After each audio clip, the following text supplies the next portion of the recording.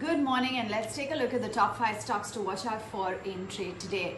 Well, you've got a whole host of numbers that are slated to come out. You've got Tata Steel among the lot. There's also Adani Ports, Endurance Technologies, Berger Paints, Aster DM. You've got Mahanagar Gas, Raymond among the lot that are slated to come out with their quarterly earnings. And here's the expectation then from Tata Steel. We're expecting revenues up about 10.4% to come in at 39,200 crore rupees.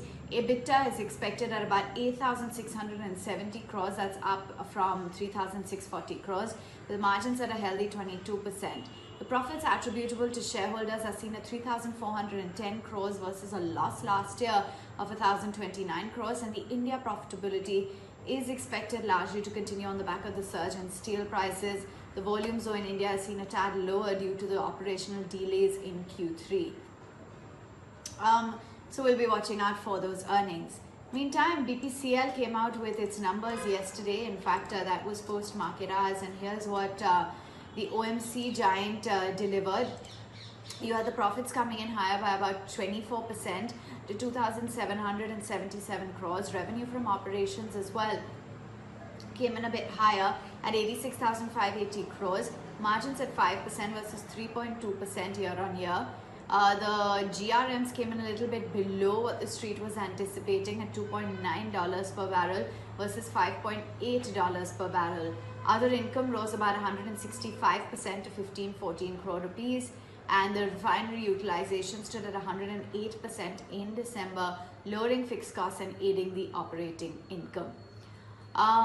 The company approved an interim dividend as well as 16 rupees per share. Meantime, Torrent Pharma, another stock to watch out for, its revenues came in at 1995 crores versus 1966 crores just last year. A PAT of about 297 crores, marginally higher from the 251 crores that they posted last year. Reported EBITDA stood at 607 crore rupees with margins at 30.4% versus 27.4%. Goldman Sachs maintains a buy with a target at 3,320, saying that the soft US trend has offset the growth in the rest of the business, and management has maintained the base case for FY22 over FY20 margin expansion. They see operating leverage from upside catalysts in the US and Germany. Sun TV, another result candidate, came out with its numbers, and you had the profits at 445 crores versus 384 crores, revenues at 991 crores. Margins stood at about 62% versus 70%. That definitely came in as a bit of a disappointment. Essentially, that was down due to the other expenses, which saw a big spike of 165%, the higher programming costs as well. And the management has gone ahead and said that they are looking at movie deals. They are expecting ad revenue in FY22 to be in line with FY20 levels. NMDC's revenues at 4,355 crores versus 3,006 crores, and the PAT at 2,108 crores versus 1,375.